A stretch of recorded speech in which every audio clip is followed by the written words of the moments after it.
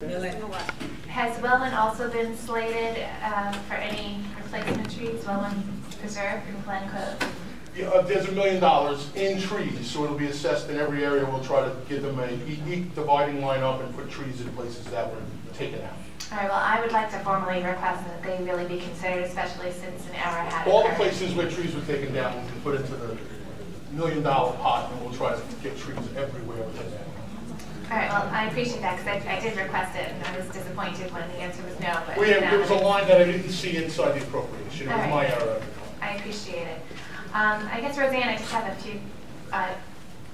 First of all, I asked you at the last meeting on the record, and I also sent a correspondence requesting some information, including the invoices from Looks Great Services to date, and the name of the company that provided the food, the $250,000 entry. In terms of Looks Great, I'm sure DPW can provide you with those invoices. We have not received them to date. Well, I think the request came Friday night. We did meet with the staff. I also requested it at the last meeting. I believe we just wanted to get an idea of what the $13 million had been spent on so far. I'm sorry, I misunderstood. I didn't remember that you actually asked for the invoices. Well, we would like to know how it was dispersed. $13 million, and the easiest way is probably the invoices. I'm sure we can get that for you. In terms of the vendors for the food vendors, I did provide that list to Greg May. I haven't received it as of today. It's Raj and Raj Food Services. It's also Whitson Food Services and Top Flight. And do you know what amount was appropriated to each one? Not to each one, no. You had asked me which vendors. You didn't ask me the amounts. All right, and was this put out to bid? I could definitely provide that for you. All right. Was it put out to bid, or how are these names how did they come up with these names? I'm sure Mike Schlanov can speak to that, but I know that there was some emergency procurement done within the bunker. So depending on which vendors had power at the time, were called in. You know, I guess they went down the list. All right, well, I kind of wish we had, I've been requesting the names of these vendors for a while. I've been told that there might be some kind of conflict to look into. I definitely gave the list of the vendors to Greg because I have not received last it yet. week. And it's a real concern because I also want to go on the record saying that I received a letter today from an Ellen A. Powers attorney stating that they've been retained by Looks Great Service to basically sue myself and the county for slander. And I'm just totally amazed at this, that they would have the nerve to even suggest such a thing, especially since, in my opinion, being on the Finance Committee and being elected as a representative of the 18th District, to not be able to ask questions and to consider this to be some kind of, I would say almost like to deter me from doing my job is, the day I feel intimidated to ask questions is the day I'm going to leave the job. I hope I haven't made you feel that way. You haven't, but I'll give you a copy. I'll give you a copy. This is just, I keep getting more and more amazed, but this has just taken the cake. How we are supposed to be up here questioning things.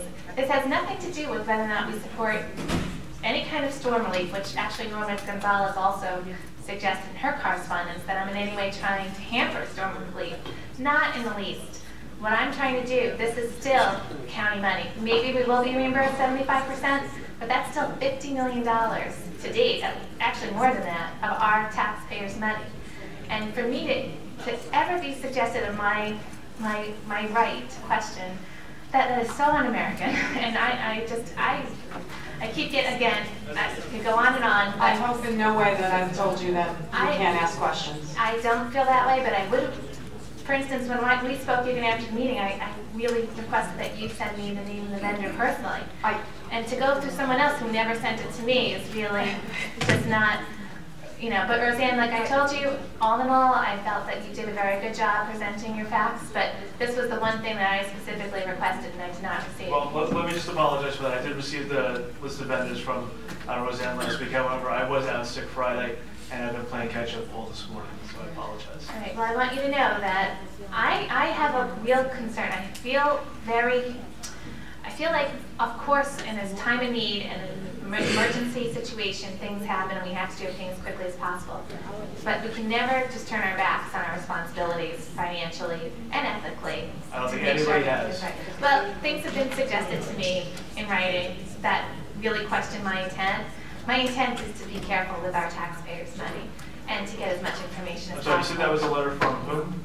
I have two correspondents, one from Homer Gonzalez and one from Eileen A. Powers, which is an attorney represented by Looks Great Service, threatening to sue me personally for slander, which is just unbelievable. Yeah, no relation to the Powers we just appointed, but unbelievable. This is like already, just everyone's reaction to this is just beyond belief. This is our own, this is a company you wanted to give another $20 million to, $42 million in total, threatening to sue one of your legislators because she's questioning, I never got the invoices I asked for. There was a FOIL for the invoices. That was never answered. These are all legitimate questions, and the day that we can't ask questions is the day we close our doors.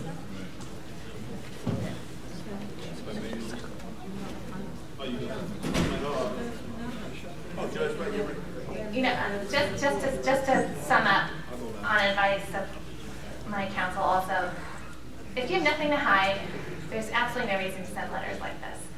You know, and I really... I'm sorry, who was the letter from again? Her name is Eileen A. Powers. She's located in Riverhead. I'll give you a copy of it right now. Okay, so, but that's not from the administration. It's from Looks Great Services.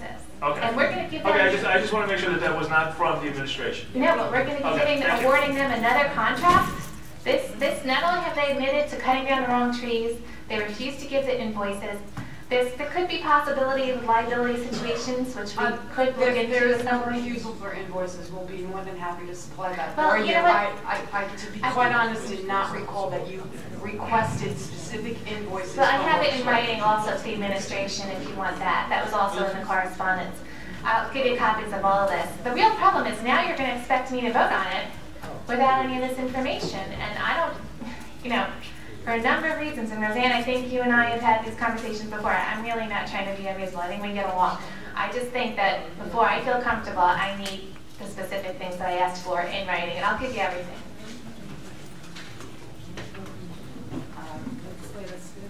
Scannell? I have a question.